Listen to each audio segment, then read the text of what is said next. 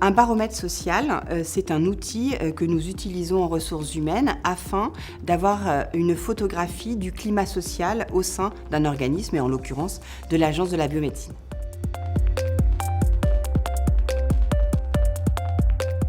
Les premiers résultats intéressants qu'on a pu avoir à la lecture du baromètre, des résultats du baromètre, c'est qu'on constate un engagement fort des agents de l'Agence de la biomédecine, et c'est cet engagement fort qui porte leur motivation.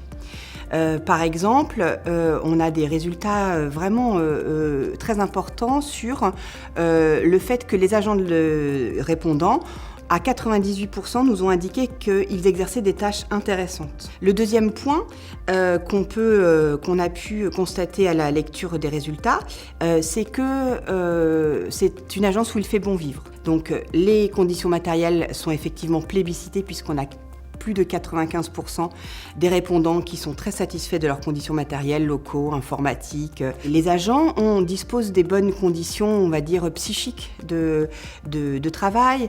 Ils nous répondent disposer de l'autonomie suffisante pour pouvoir travailler, de pouvoir influencer leur organisation de travail. 96% des répondants estiment être entourés de collègues compétents, et on aime tout ça, travailler avec des gens compétents autour de nous. Néanmoins, le baromètre social nous a aussi montré des axes de progrès, des points de vigilance sur lesquels on devait travailler, sur les dimensions de respect de la transparence, par exemple, ou de l'équité.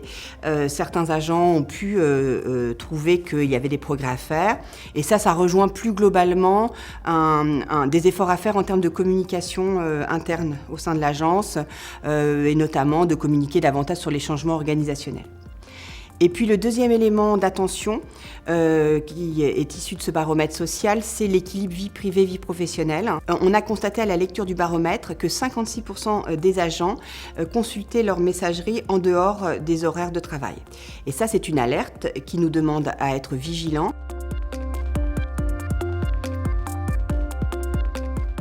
Nous avons dénombré 120 actions de prévention dans notre plan d'action à l'issue de notre document unique.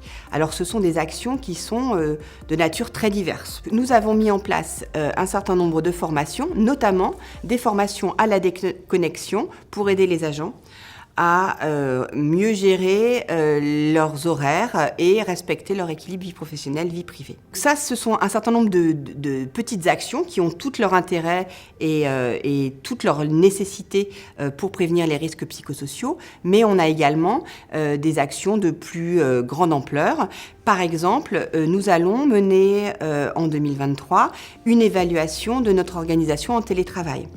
Ce qu'on cherche à faire, c'est de pouvoir comprendre quels sont tous les tenants et les aboutissants de l'organisation en télétravail, et de faire une évaluation 360 de l'impact du télétravail dans le quotidien du travail des agents.